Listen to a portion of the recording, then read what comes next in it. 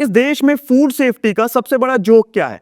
Restaurant के बाहर FSSAI का लाइसेंस चमक रहा है, अंदर किचन में चूहा घूम रहा है, सब्जियों के पास गंदगी पड़ी है, फ्रिज में एक्सपायर्ड सामान है, पनीर में मिलावट है, मिल्क में दूध कम और केमिकल ज्यादा है, लेकिन बाहर बोर्ड लगा है एफएसएसएआई लाइसेंस्ड। मतलब सर्टिफिकेट देखकर आपको भरोसा करना है कि खाना सेफ है। खाना देखकर भरोसा टूट जाए वो आपकी प्रॉब्लम है। और सालों से यही चल रहा था। इंस्पेक्टर्स थे, रूल्स थे, डिपार्टमेंट था, मिनिस्टर्स थे, गवर्नमेंट थी, हजारों करोड़ की फूड इंडस्ट्री थी, बस एक चीज मिसिंग थी, एक्शन। फिर महाराष्ट्र में एक आईएएस ऑफिसर एक चेयर पर बैठता है। तुकाराम मुंडे तुकाराम मुंडे, the man making all the headlines. 21 साल के करियर में 25 बार transfer. The Singham of the food industry. जब आप ये बड़े रेस्टोरेंट से लड़ते हो, क्या आपको थ्रेट्स आते हैं? क्या आपको डर नहीं लगता? डर लगने की कोई बात ही नहीं इसमें। 10वें जॉब और अपने जॉब से क्यों डरना? 2 महीने के अंदर 1100 से ज्यादा इंस्पेक्शंस और रेड्स, 274 एस्टैब्लिशमेंट्स पर ताला, करीब 600 अरेस्ट, बड़े क्लब्स के लाइसेंसेस सस्पेंड, फेमस रेस्टोरेंट्स बंद, फेक मिल्क पकड़ा गया, अडल्ट्रेट पनीर पकड़ा गया, गुटखा नेटवर्क्स पर एक्शन शुरू हुआ। और अचानक मुंबई के बड़े बड़े रेस्टोरेंट्स को याद आ गया कि किचन साफ भी रखा जाता है। स्टाफ को याद आया कि ग्लव्स और हेड कैप्स भी पहने जाते हैं। होटल को याद आया कि एम्प्लॉयज का मेडिकल एग्जामिनेशन भी होना चाहिए।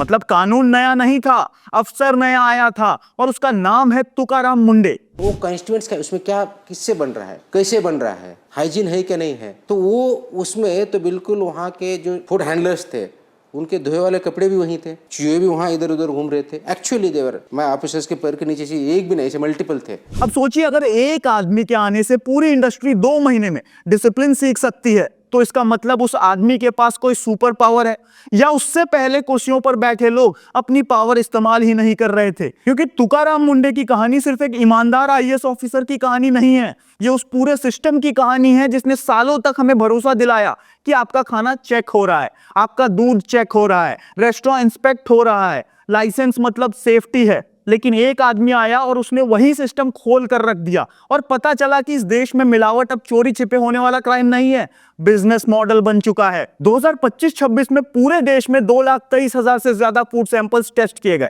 उनमें 40,023 सैंपल्स स्टैंडर्ड्स पर फेल हुए, यानी लगभग हर 5 सैंपल्स में से एक प्रॉब्लम वाला था।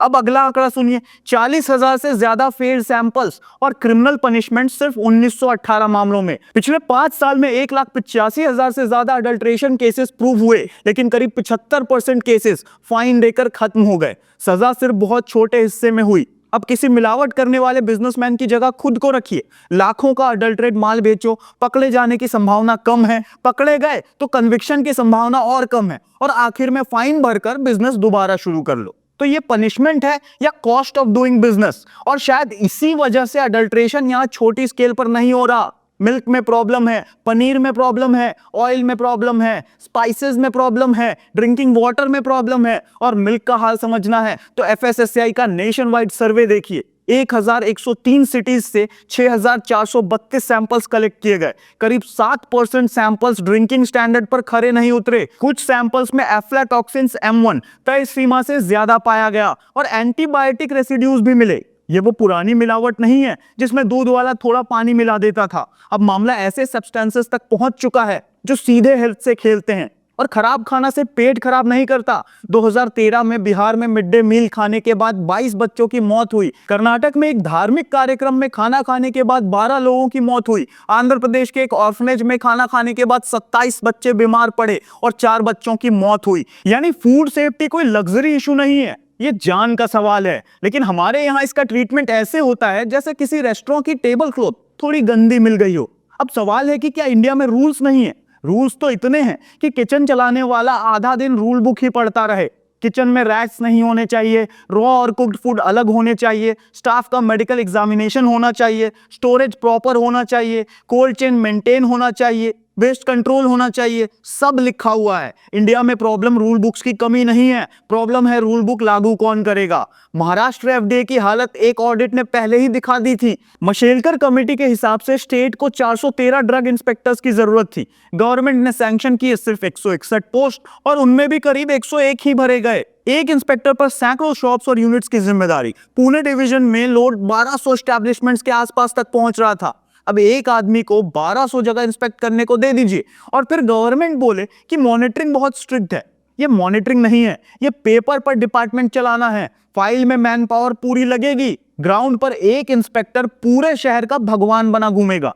लेकिन स्टाफ शॉर्टेज पूरी कहानी नहीं है, क्योंकि जहां स्टाफ है वहां अगला चैप्टर करप्शन का है। मई 2024 में सीबीआई ने मुंबई रीजनल ऑफिस के फसाई असिस्टेंट डायरेक्टर अमोल जगताप को ब्राइबरी केस में पकड़ा।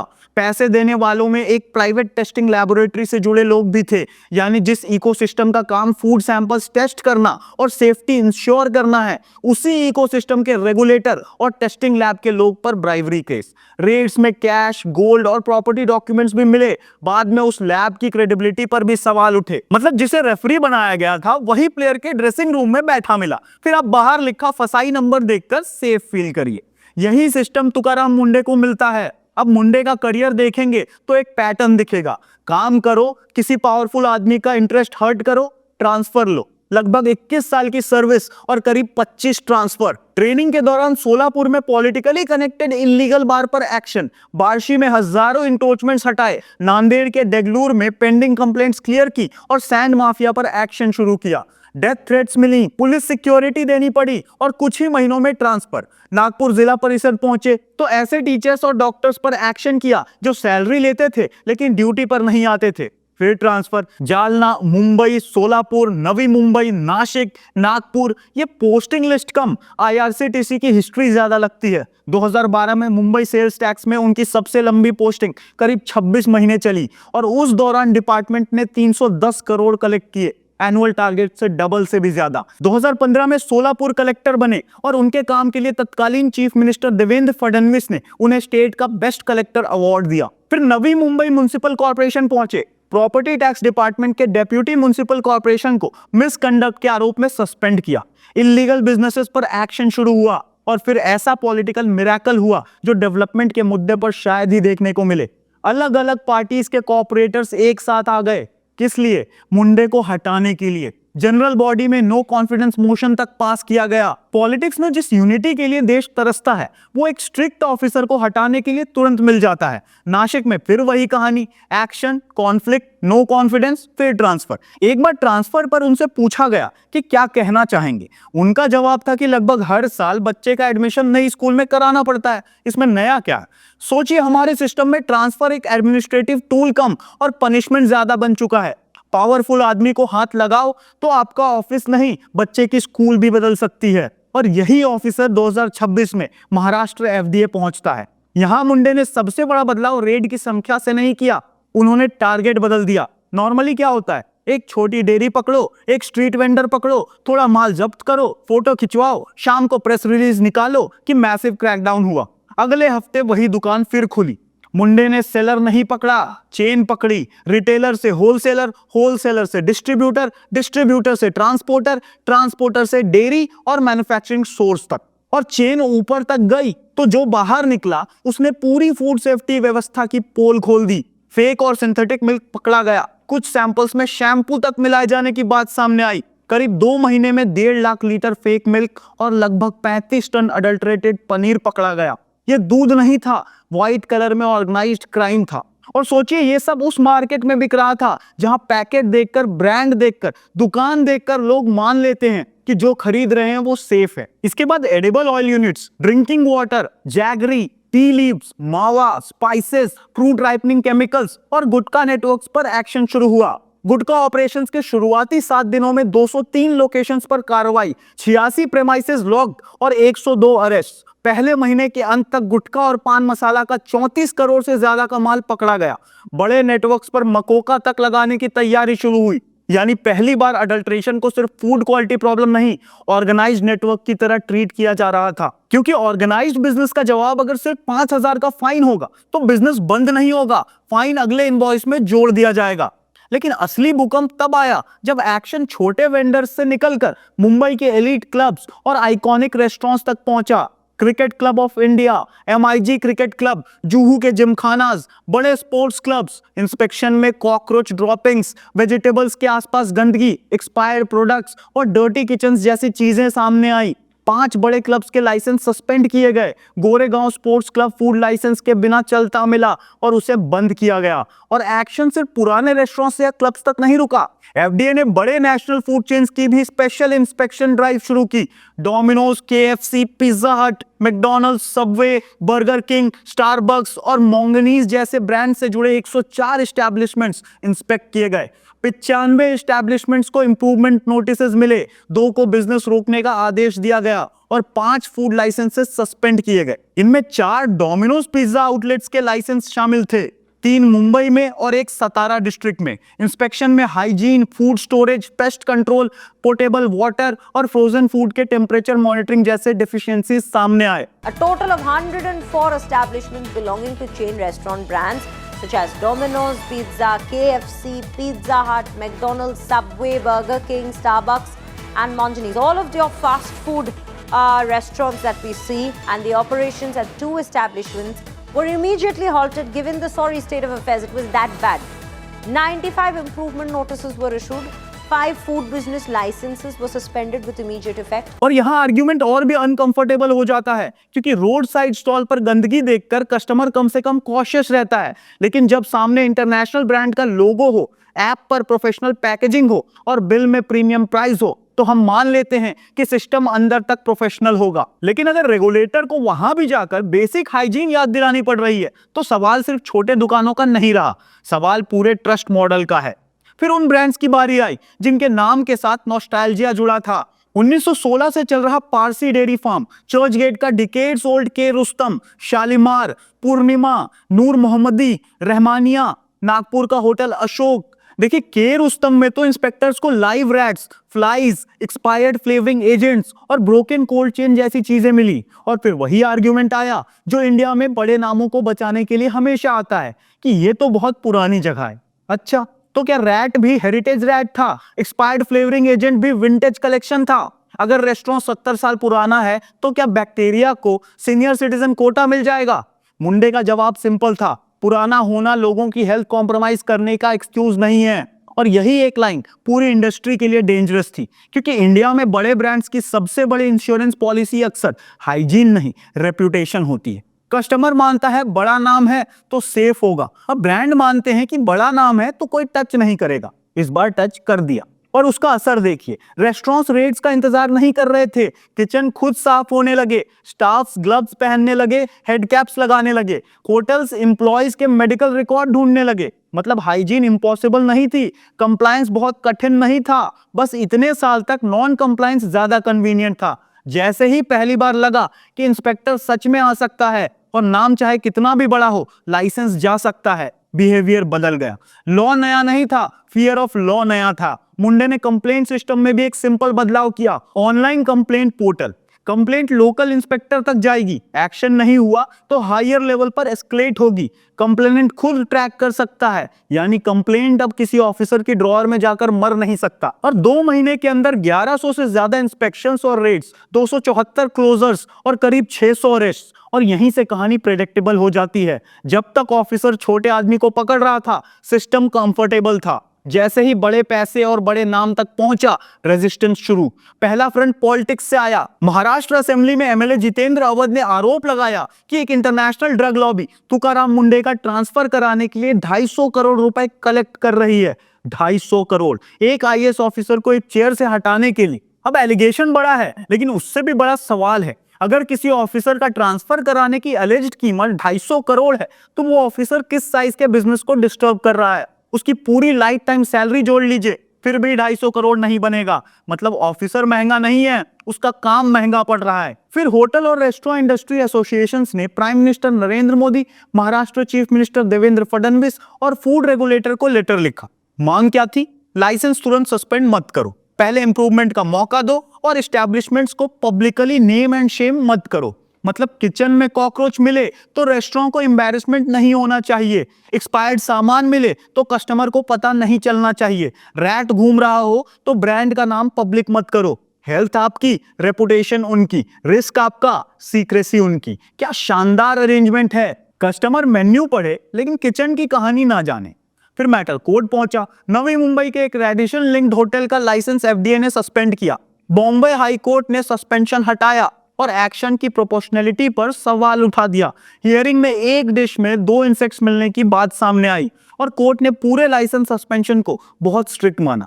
गवर्नमेंट लॉयर्स ने कहा कि 1 इंसेक्ट हो या 10 हो या 100, फूड सेफ्टी पर कॉम्प्रोमाइज नहीं किया जा सकता। और यही असली आर्गुमेंट है। स्टैंडर्ड आखिर स्टैंडर्ड है या सजेशन? क्योंकि इस देश में हर ब्रोकन सिस्टम के पास एक फेवरेट शब्द है, रियलिस्टिक।